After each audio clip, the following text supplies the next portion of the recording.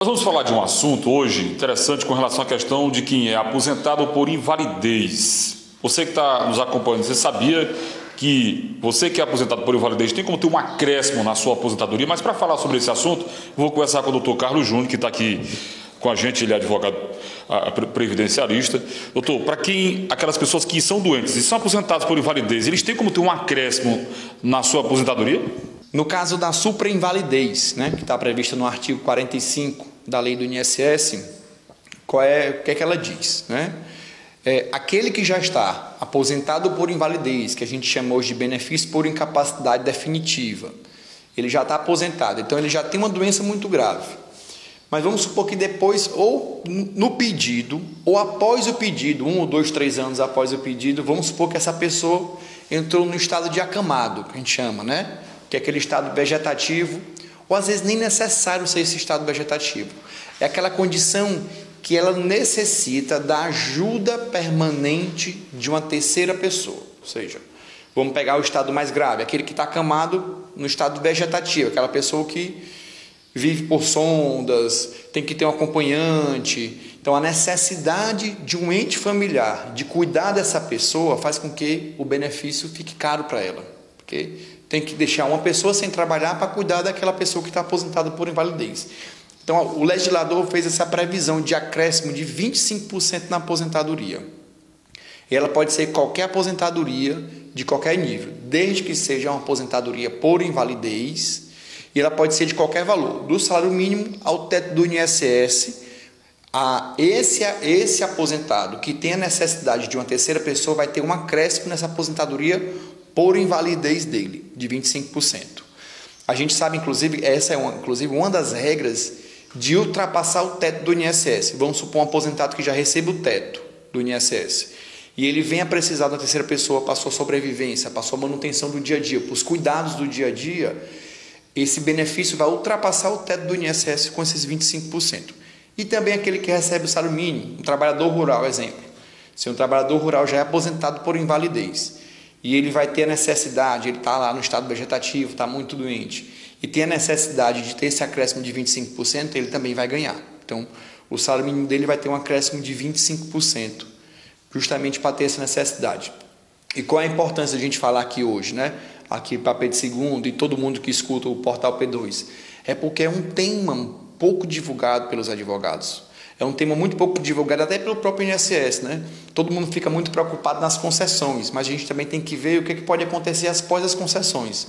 E um dos temas que nós estamos trazendo é isso hoje, são as repercussões nos benefícios após concedidos, né? E um deles é essa superaposentadoria. Doutor, outro assunto também que é muito relevante de a gente falar é aquela pessoa que é aposentado e ele faz o imposto de renda. Aquele que tem que declarar o imposto de renda, ele pode ser isento da declaração do imposto de renda? Pode. É outro tema também que nós estamos abordando hoje, né? Que são as repercussões após a aposentadoria, repercussões positivas até, né? Vamos supor que você tem uma sua aposentadoria aí acima de 3, 4 mil reais. Aposentadoria, né? Que a gente fala de proventos de aposentadoria e pensão. Ou aposentadoria, ou pensão, ou uma aposentadoria por invalidez. A invalidez já é isenta, né? Mas no caso de aposentadoria e pensão, a pessoa tem o desconto lá de imposto de renda, lá na sua aposentadoria. Ou vamos supor que seja um aposentado que ele tenha 2, 3 aposentadorias. Ele se aposentou, uma pelo INSS e uma outra pelo município ou pelo estado. Tem muitos casos de professores. E ele tem esse desconto lá do imposto de renda, ou quando ele faz o ajuste anual do imposto dele junto à Receita Federal, ele tem que pagar uma diferença de imposto. O que acontece? Esse imposto, se for comprovado que ele tem alguma doença grave, que a gente fala de nefropatia grave, cardiopatia grave, ou a própria HIV também, em algumas situações também garante também. Tem as doenças previstas na lei específica, que é a lei 7.000, só pegar aqui a lei específica, é a lei 7.713, até uma lei antiga, ela é de 88. Quem tem cegueira também tem direito. E aí tem até uma discussão recente, que é a cegueira monocular. Então vamos supor que uma pessoa paga imposto de renda na sua aposentadoria e ele seja cego só de um olho, cegueira monocular, só de um olho, enxerga do outro. Como a lei botou cegueira, não disse se era cegueira bilateral ou se era só de um olho, a cegueira monocular também tem. Inclusive eu tenho um caso recente agora de cegueira monocular concedido. a isenção. Então, se você tem 2 ou 3 aposentadorias, está aposentado, paga imposto de renda e tem algumas doenças que estejam previstas na lei que dê a garantia de isenção de imposto de renda, procure um advogado.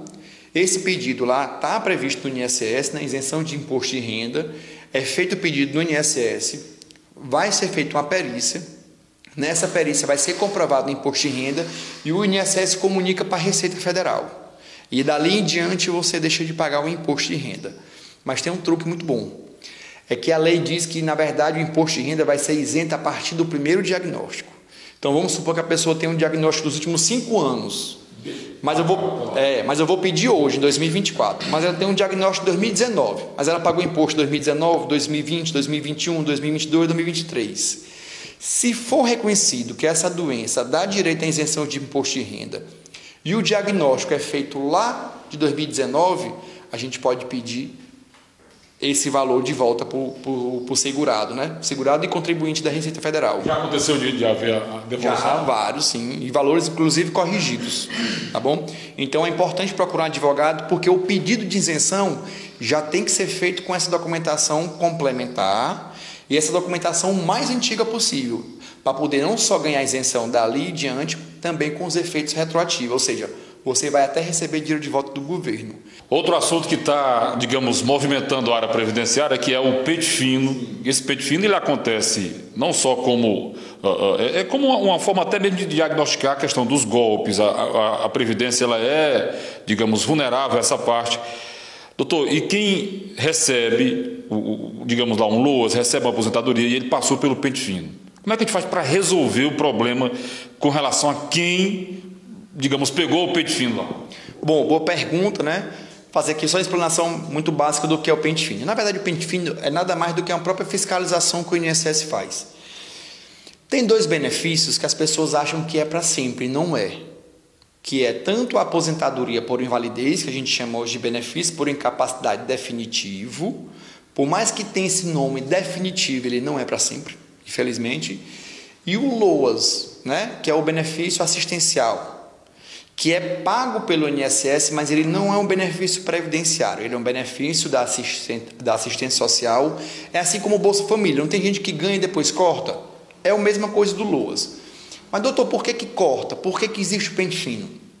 Quando você recebe um LOAS, ou por deficiente ou por idoso, um dos critérios do LOAS é a hipossuficiência financeira, ou seja, você ser pobre, não ter condições de se manter. Então, o governo vai lhe dar esse benefício assistencial, que pode ser ou Bolsa Família ou LOAS, que é o BPC, Benefício de Prestação Continuada. Como ele é um benefício de prestação continuada, ele vai continuar desde que a pessoa permaneça nos requisitos de pobreza. Vou dar um exemplo clássico. Vamos supor que eu tenho uma pessoa idosa aqui em Pedro II que mora sozinha em casa. Completou 65 anos, não tem renda, não trabalha. Pronto, ele pode ganhar o LOAS. Mas vamos supor que 2 casos. Ela tem um filho que mora em São Paulo. Aí o filho diga, não, pai ou mãe, venha morar em São Paulo comigo.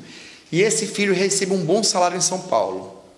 Quando o pai for atualizar o CAD único lá em São Paulo, ou às vezes atualiza de forma automática numa consulta médica, vai perceber que aquela pessoa que recebeu LOAS aqui, em Pedro II, que morava sozinho, que não tinha renda, hoje mora com um filho que tem renda. Então o pente fino é isso, é para identificar se a pessoa ainda tem as condições de vulnerabilidade social ou não. Esse que foi morar com o filho, que o filho tem dinheiro, ele não tem mais a vulnerabilidade social, ele não tem mais necessidade que o governo venha, em tese, pagar esse benefício para ele, porque o filho pode suprir. E aí vem o benefício é cortado, entendeu? Então, tem que ter muito cuidado. O CAD único ele é importante estar sempre atualizado. Qual é um outro motivo que pode cortar benefício? O CAD único ele atualizava a cada 2 anos. Então, passou 2 anos, você não atualizou, é um dos motivos de corte. Lembrando, tem alguns casos que a gente é isento de fazer perícia. Vamos supor que você esteja recebendo aposentadoria por invalidez há mais de 15 anos. E passou dos 55 anos, ou seja, eu tenho mais de 15 anos aposentado por invalidez e tenho mais de 55 anos. Você não passa mais pelo pente fino. Não há mais necessidade de fazer perícia. A gente chama de isenção de perícia médica. Então, o benefício fica para sempre. E também aqueles que receberam aposentadoria por invalidez com mais de 60 anos de idade também não passa mais pelo... não é para passar. Se passar está errado, recorre na justiça, porque a própria lei diz que a pessoa é isenta. Obrigado pelas informações, estamos sendo aqui de portas abertas para a gente conversar com quem entende do assunto. E nós estamos aqui, nós temos ponto próprio aqui em Pedro II, atendemos todas as semanas aqui no nosso escritório, que é próximo aqui à sede mesmo do INSS, aqui no bairro Santa Fé. O escritório é aberto todos os dias, eu aqui faço atendimento uma vez por semana, porque atendo também em outras cidades, mas pode vir aqui, tem a nossa secretária Natália, que a gente organiza o dia de atendimento e atende a todos distintamente.